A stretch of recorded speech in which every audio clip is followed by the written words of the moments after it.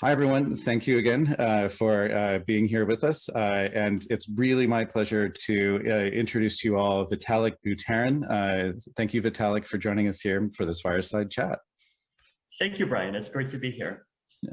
So we first met in 2015 in San Francisco on your original roadshow for the Ethereum ICO. And I was really impressed by the vision for the Ethereum ecosystem. And it's one of my greatest regrets in life, not having jumped in with a small bit of investment that day. I admit I was completely daunted by the prospect of what you were building, and I didn't think it was possible. So when we met a year later in Shanghai, it was clear that I was mostly wrong. And in my new role at Hyperledger, I was intent on making sure that we didn't second guess this community being built, even while Hyperledger was set to really explore the more permission side of the blockchain space.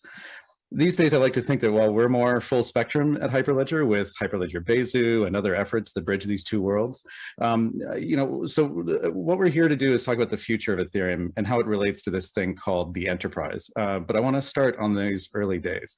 So let me ask, even before Ethereum kicked off, you participated in the early days in the development of the Bitcoin ecosystem and the Bitcoin code base. What was it about those early days of that open source community around Bitcoin that made it so accessible to a young Vitalik?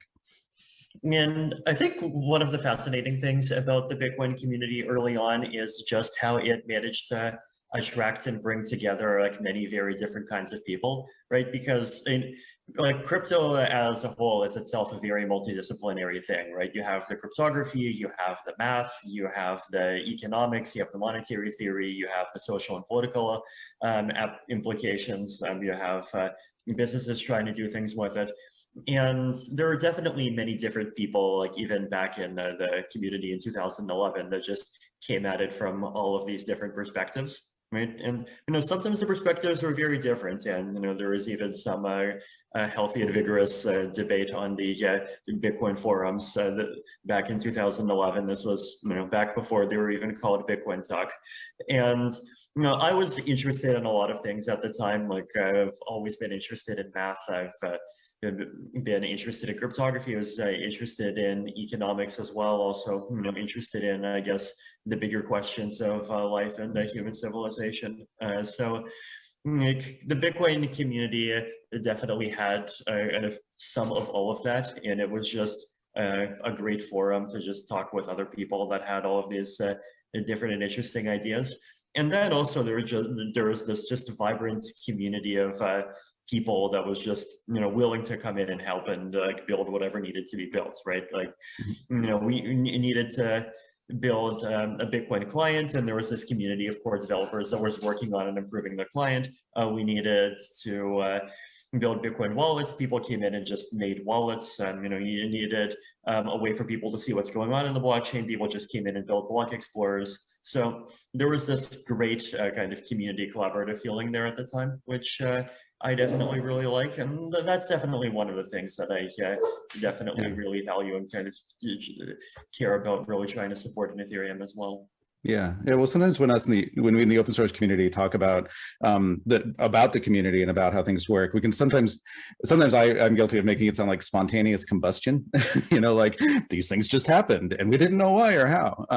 But when you think about the Ethereum ecosystem now and like the role that the foundation is playing and others, are there specific things like you think about or that they think about in terms of helping foster the right kind of community around, especially the development, the open source community around the development of Ethereum? I think having a good open source community definitely there's a lot of different ingredients that I think you need to get right. Like one of them is just that like the ecosystem needs to be one that's kind of open and welcoming, and like if someone wants to come in and contribute, they actually can go do that. Like it's definitely easy to just even accidentally fail at that and like accidentally just end up either driving away contributors when you don't need to, or just like not making it clear that there's things where people just can go in and participate. Also, I think Ethereum has been kind of successful just because of what it is, right? Like it's not a kind of, finite bounded system in the sense of just, here's one thing that you can do with it. And like, this is money, or this is a domain name system, or like, this is one thing. It's an open platform, and people can just, go and do and like build their own like interesting and amazing things. And just like having that space is also, I think, important for having an ecosystem that developers are excited about. Yeah. Also, I mean, I think there's just like, you do have to get the economics right. Like, and this is one of the challenges of this community is, right, like especially with crypto, that like on the one hand, well, like I think like the biggest difference I think between like crypto projects and the ecosystem and say the open source ecosystem of the early 2000s is that like there's money involved, and there's like a significant amount of money kind of floating around. You got the coins, and the coins go up, and then the coins go down, and then there's new coins, and then there's new coins going up and down. And on the one hand, like this means that you actually have an opportunity to like try to even pay people, like compensate people who are doing really important work, which I think is important, right? Like you can rely on volunteers for some things, you can rely on volunteers for smaller projects, but the challenge with kind of just relying on volunteers kind of going forever is that, like, first of all, you're not going to necessarily attract enough people, and also like if you have this ecosystem where like some people are contributing for free but then other people are making millions off of it, like that just feels very unfair to people, right? And like that is a legitimate challenge of the crypto space as well, right? That like sometimes you do have this imbalance, and like you make this one valuable tool and like, okay, maybe you can get a grant, but then you make this other thing where like you've come up with a way to stick a coin in the middle of it, and you get like $25 million of VC investment flying at you, and like that's an imbalance. And we've definitely like tried to do our best to address that imbalance, and like at the same time as trying to prevent like the Ethereum Foundation itself from sort of being an overly dominant pull in the ecosystem. So that's also a challenge. Another important challenge is just like appealing to the kind of diverse community. Like, not everyone that might want to contribute speaks English. That's probably the most obvious example. And like just making, our content documentation, everything's like accessible in different languages, trying to actually engage with all of the local communities is something that we've valued and really tried to do for a long time as well. Cool. Well, yeah, so many different pressures at play, and compared to like the idyllic early days of Apache or Linux or something like that, it sometimes feels like these pressures can really create such an intense kind of pressure cooker environment. Some of those pressures increasingly feel like they might be coming from people trying to adopt these technologies for enterprise uses. I think of the enterprise, I think of Star Trek or whatever as kind of this almost impossibly big or menacing thing. But really, some of these are for very prosaic use cases, right? For settlement systems, for regulatory reporting or auditing, that sort of thing. How much are those pressures on the backs of the core Ethereum developers? How much are you thinking about this, especially with the design for Ethereum 2? Were these kinds of use cases and needing to support those use cases on your minds as you were designing the ETH2 design? Yeah, and I think like enterprise users of blockchains are definitely really important, and I think like the biggest way in which ETH2 in particular can help enterprises is just having more scalability, right? That's because right now transaction fees are high, and one of the challenges with transaction fees being high is that, like, first of all, it just prices out users, but like it prices out different kinds of users differently, right? Like I think the people who get priced out first often are just like, the people that wants to use the blockchain for like doing like non-financial things, like whether it's, supply chain tracking or even things like ENS or like just about everything that's not moving high value crypto tokens around. And so when the fees go up to $10, like, all that's left is like, well, there's some high value domains and then there's like a lot of moving crypto tokens around. And our vision in Ethereum has always been to be this platform that's open to all of these different applications where, you know, the limit is just your creativity. But if in practice, just the economics make it so it's only viable to do a few things, then in some ways that's like a big limitation on how much of our mission we can actually accomplish.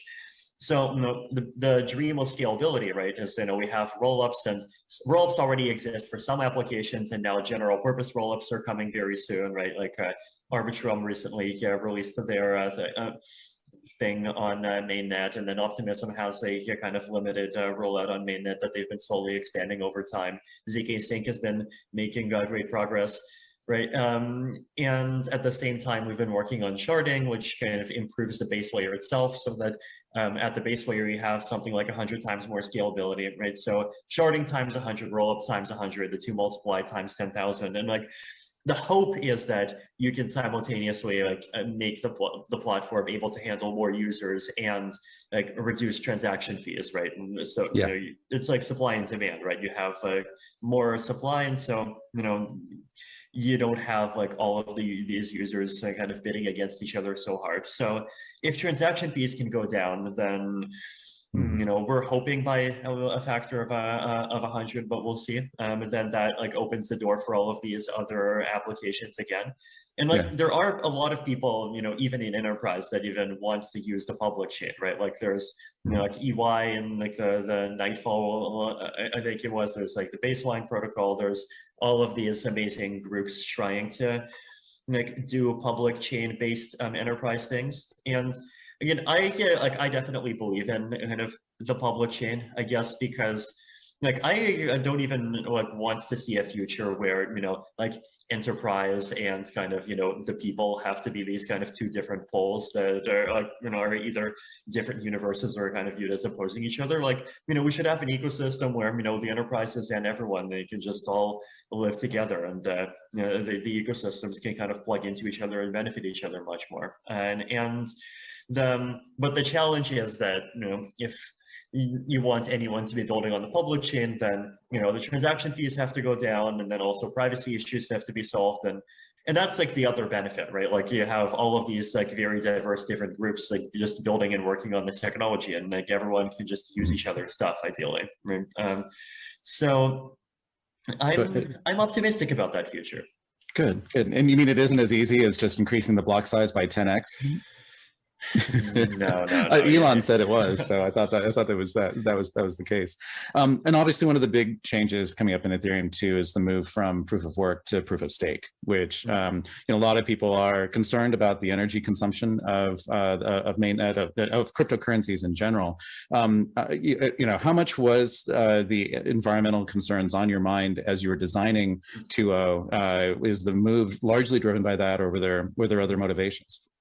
And I think it's definitely a major reason why people wants to move over. I think like the consequences of you know, the amount of like energy and even just stuff that proof of work systems consume are pretty significant, right? Like, and people like often talk about, you know, the energy waste aspect, but then there's also like, first of all, you know, even if you're using amazing solar power, you know, you're still, which, you know, there's not everyone is, like, you're still taking away energy that could be used by other people. And like, you know, we've seen like in Iran, the government's been angry because of like electricity being displaced from local villages and so forth. And then there's hardware, and hardware has its own environmental costs. So going from that to a consensus model where the economics are fully virtualized, which is, you know, what proof of stake is, right? Like we've even talked about like proof of stake validators as being kind of like virtual miners, right? Like, you know, they're like miners, except you know, it's all kind of digital and just simulated by the system, and that just like completely solves all of these problems. So, you know, we don't even have to argue about them, and we don't have to just like get into these lengthy debates of like, you know, who's using coal and who's using solar, and like, is the solar actually solar, and all of this stuff. Like, no, just like make a system where, you know, the resource requirements as a whole are just more than 1,000 times lower. Like that's definitely, I think it's definitely a big motivation for us. I mean, obviously, of course, at the same time, there is kind of the more selfish factor, which is that if you reduce, like, the fact that you need so much electricity, and like hardware, like you also need to pay for that stuff. And to pay for that stuff, you just have to like print a huge number of coins. And that, like, you know, it does risk the economic sustainability of the system. If kind of you have to choose between, you know, either the supply of coins just kind of continuing to go up nonstop, or between potentially risking security going down to very low levels. And like, once again, you know, at the proof of stake, we don't have that trade-off.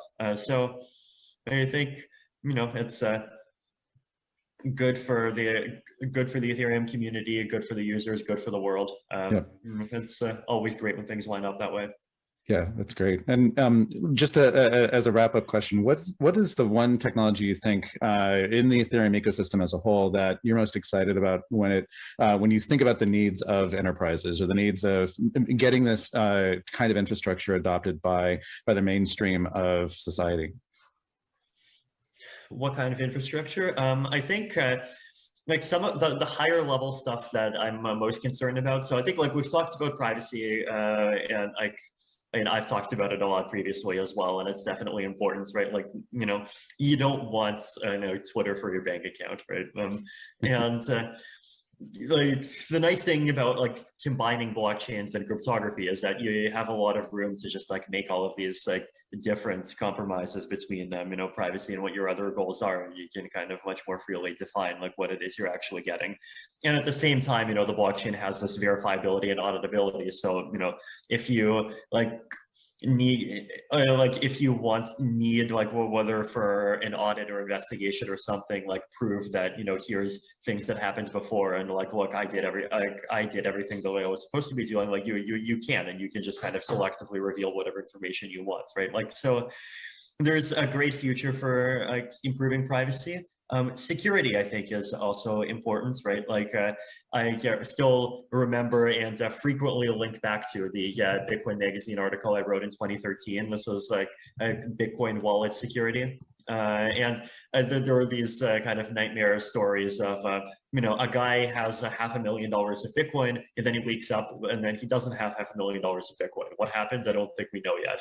And you know, you can hack someone's computer can get lost. If you write the words down on a piece of paper, someone can steal the piece of paper can get lost. You know, there's just all of these things that can happen. And like, I've talked about ideas, like I've talked about things like multi-sig wallets and social recovery wallets and all of these things to try to like reduce the risk that things like that happen, and like actually make like cryptographic keys, or at least kind of blockchain wallets, a more viable way of like authenticating a person. But you know, this is, you know, like, I feel like we've seen fairly big improvements over the last 3 years as well, right? And I feel like, you know, we're going to continue to see improvements in the future. So, you know, once again, like, it's both, like, for me, a big concern and a worry, but it's also something that I'm like very excited about seeing fixed, because I know it is going to be fixed. Yeah. Thank you so much, Vitalik. I mean, I'm reminded of the quote from Mahatma Gandhi, which is, first they ignore you, then they laugh at you, then they fight you, and then you win. And I see this pattern repeated, whether it's the early days of the internet, people were concerned we can't use it for commercial purposes because it's this research thing and it's unreliable. Then they said that about open source software. You know, and there's that transition point in like the late 90s where it's like, okay, maybe we can use this for enterprises. And I think that's a similar transition point we're at when it comes to thinking about the full spectrum of blockchain technologies. And I think the Ethereum ecosystem is playing a key role in that transition. So thank you so much for your time, and looking forward to talking with you again soon. No, thank you, Brian. And thank you for just all the great work you've been doing with Hyperledger. Very sweet. Thanks.